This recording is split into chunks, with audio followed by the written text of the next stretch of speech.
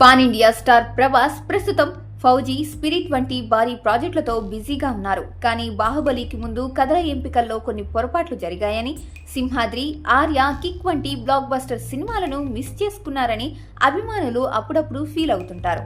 అయినా తన కెరియర్లో ఒక భారీ డిజాస్టర్ సినిమాను రిజెక్ట్ చేయడం ద్వారా ప్రభాస్ తీసుకున్న నిర్ణయం మాత్రం ఎంతో తెలివైనదని చాలా మంది చెబుతున్నారు.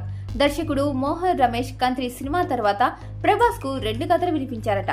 ఒకటి బిల్లా, ఇంకొకటి శక్తి. అయితే శక్తి కథ ప్రభాస్ కు అంతగా కనెక్ట్ కాలేదు. ముఖ్యంగా అందులోని ఫ్యాంటసీ ఎలిమెంట్స్ అంత కన్వీనియన్స్ గా అనిపించకపోవడంతో ఆయన రిస్క్ తీసుకోకుండా స్టైలిష్ యాక్షన్ మూవీ బిల్లాను ఎంచుకున్నారు.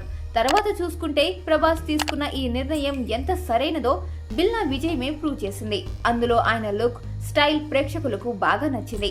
ఇక అదే సమయంలో మోహన్ రమేష్ పై నమ్మకంతో శక్తి కథను జూనియర్ ఎన్టీఆర్ ఓకే చేశారు. భారీ బడ్జెట్ తో శక్తి పీఠాల నేపథ్యంతో తెరకెక్కిన ఈ సినిమా బాక్సాఫీస్ వద్ద దారుణంగా ఫెయిల్ అయింది. తారక్ కెరియర్ లో ఇది ఒక మాయని మచ్చగా మిగిలిపోయింది.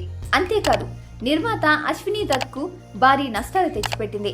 ఆ సినిమా తర్వాత ఆయన 7 సంవత్సరాల పాటు ఇండస్ట్రీకి దూరంగా ఉండాల్సి వచ్చిందంటే పరిస్థితి ఎంత తీవ్రంగా ఉందో అర్థం చేసుకోవచ్చు. ఒకవేళ ప్రభాస్ శక్తి సినిమా చేసి ఉంటే ఆయన కెరియర్ గ్రాఫ్ పూర్తిగా డౌన్ అయ్యేదని విశ్లేషకులు భావిస్తున్నారు. సింహాద్రి, ఆర్య వంటి హిట్స్ మిస్ అయినా పెద్దగా బాధపడిన అభిమానులు శక్తి లాంటి డిజాస్టర్ వదులుకున్నందుకు మాత్రం ప్రభాస్ ను ప్రశంసిస్తున్నారు.